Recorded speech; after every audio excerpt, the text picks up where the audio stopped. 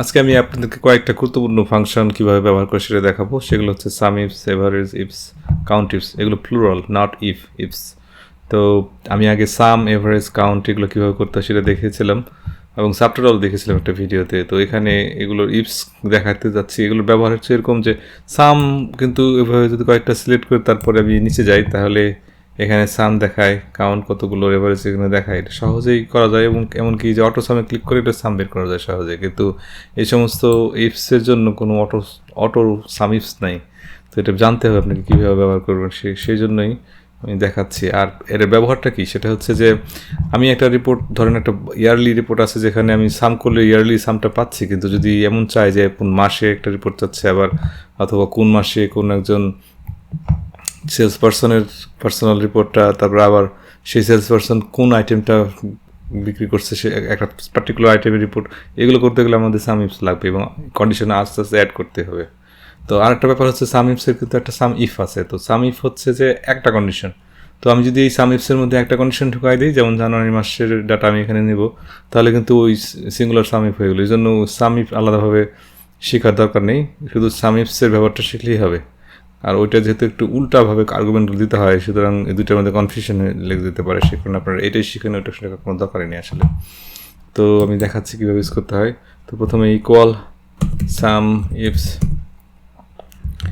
তারপরে ব্র্যাকেট, তারপরে আমি কি সাম রেঞ্জটা কোনটা, এটা যদি বুঝতে সমস্যা হয় তাহলে এখানে আপনারা যদি ইনসার্ট ফাংশনে ক্লিক করেন তাহলে এটা কিন্তু এই ফাংশনের আর্গুমেন্টগুলো সব কি কোনটা কি সেটা এখানে লেখাই আছে।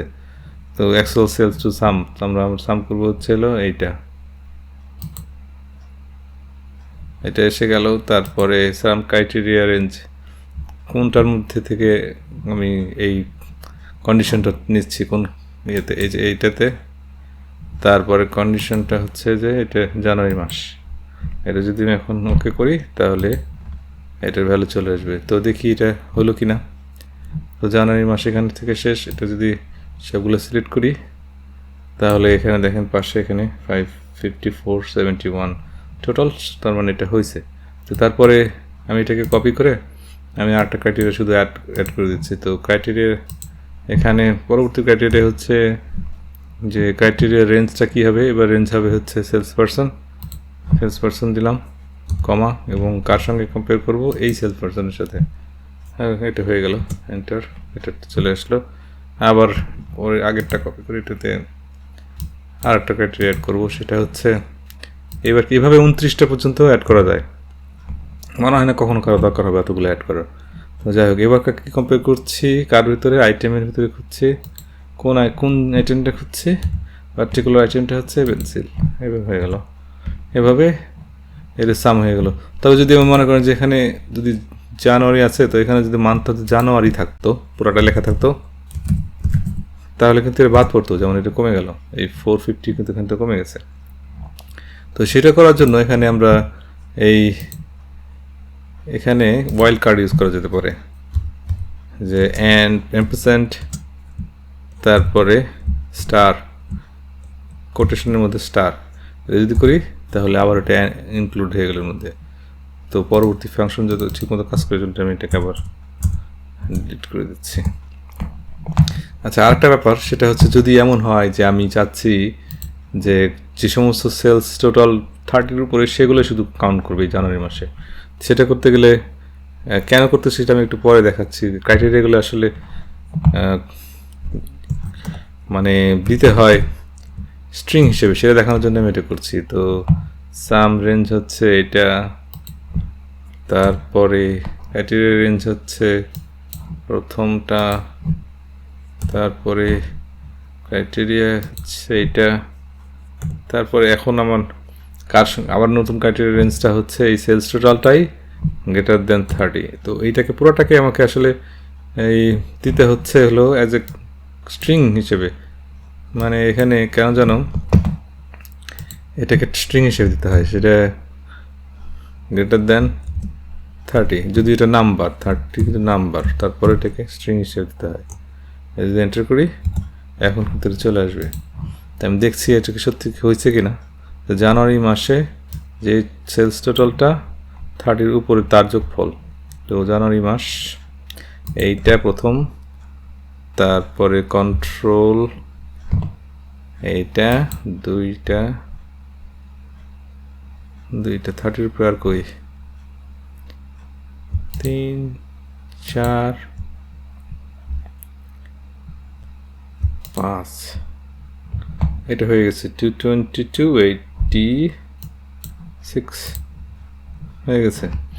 আচ্ছা, তো এভাবে হয়েছে। কিন্তু যদি আমি 30টা যদি এখানে বসাতে চাইতাম তাহলে কীভাবে করতাম? আমি এর ভিতরে যে গ্রেটার না দিয়ে, তাহলে ওই আগে যেটা বলছিলাম যে এটাকে ওরকম কোটেশন দিয়ে তারপরে এমপ্রেসেন্ট দিয়ে এখন আমি এই সেলটার অ্যাড্রেস দিতে পারতাম এভাবে, তাহলে সে একই রেজাল্টই হইতো।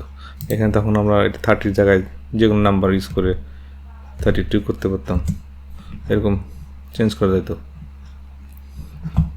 আচ্ছা, এটার ব্যবহার দেখালাম। তারপরে এভারেজিভটা এক্স্যাক্টলি সেম অ্যাজ সামইফস, তো আমি এই জন্য এটা কিছু চেঞ্জ করবো না, শুধুমাত্র আমাদের নামটা চেঞ্জ করতে হবে। এখানে এসে সামইফসের জায়গায় এভারেজিভ লিখতে হবে, এভারেজ ইফস, এটা হয়ে গেল। তারপরে এটাতেও একই সেম, এভারেজ ইফস, এটাও হয়ে গেল। তারপরে এটারও সেম করতে হবে, এভারেজ ইফস, এটা হয়ে গেল।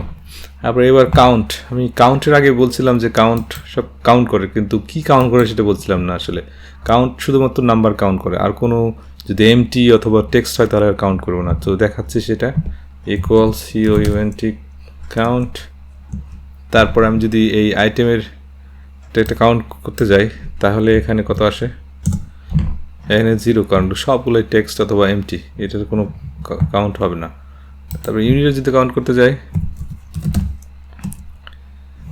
ইউনিটের এটা যদি কাউন্ট করি তাহলে কতগুলো, যতগুলো রো ততগুলো নাম্বার হবে। সো 114। তো যদি নিচে যাই তাহলে দেখা যাচ্ছে 115, তার মধ্যে একটা হচ্ছে কলাম রো, সুতরাং এটা বাদ দিলে 114ই হয়, সেটা ঠিক আছে। আর কাউন্টে কাউন্ট করা হচ্ছে সব কিছু এক্সেপ্ট এটা যদি এমটি না হয়। তো আমি দেখি এটা কত হচ্ছে এবার, কাউন্ট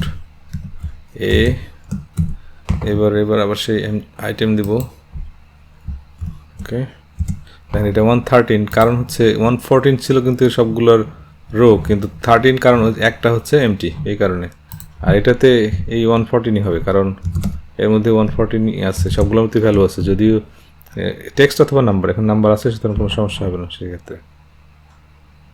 ইউনিটস 114। আর কাউন্ট ব্ল্যাঙ্ক হচ্ছে এর অপোজিট, মানে হচ্ছে শুধুমাত্র ব্ল্যাঙ্কগুলোই কাউন্ট করে আর বাকিগুলো সব ইগনোর করে। তো কাউন্ট ব্ল্যাঙ্ক হিসাবে যদি আমি আইটেম করি তাহলে এটা দেখাবে 1, কারণ হচ্ছে একটাই শুধু ব্ল্যাঙ্ক আছে আর বাকি সব কিছু না কিছু আছে তার মধ্যে। আর এটার মধ্যে আবার যদি এটা করি কাউন্ট ব্ল্যাঙ্ক, তাহলে এটা আসলে 0 দেখাবে, কারণ এর মধ্যে কোনোটাই ব্ল্যাঙ্ক নেই, 0। তো এভাবে এটা করতে হয়। এই দুইটা ফাংশন কিন্তু আমি আগে দেখাইনি, এবং এগুলো জানা থাকলে আপনাদের অনেক কাজে লাগবে ভবিষ্যতে।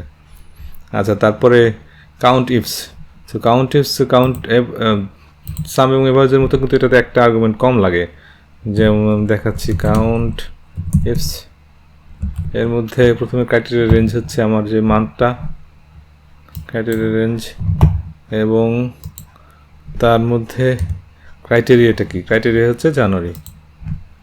এই হয়ে গেল জানুয়ারি 29 কেন দেখাচ্ছি 30 পর্যন্ত, আর উপরে একটা হচ্ছে রো, কলামের জন্য রো, সুতরাং 29।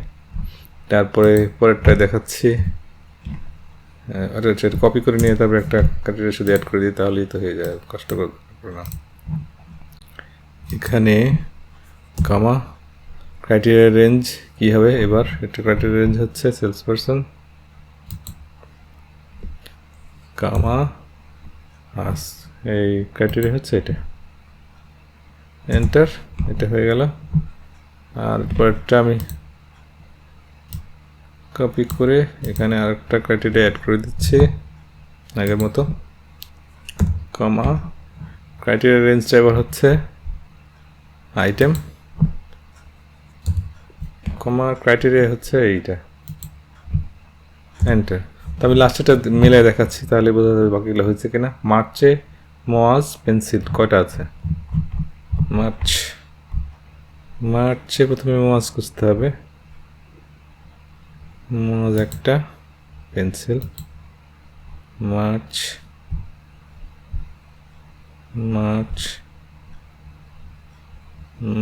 এপ্রিলে চলে আসছে, মাস পেন্সিল। সো এই দুইটাই। তো এভাবে আমি এখন দেখালাম কীভাবে এই ফাংশনগুলো ইউজ করা যায় এবং ভেরিয়েশন, ওই যে আমি এখানে যে টেক্সটের ব্যাপারটা, এগুলো সবগুলোতেই খাটে এবং সেভাবেই ইউজ করতে হবে।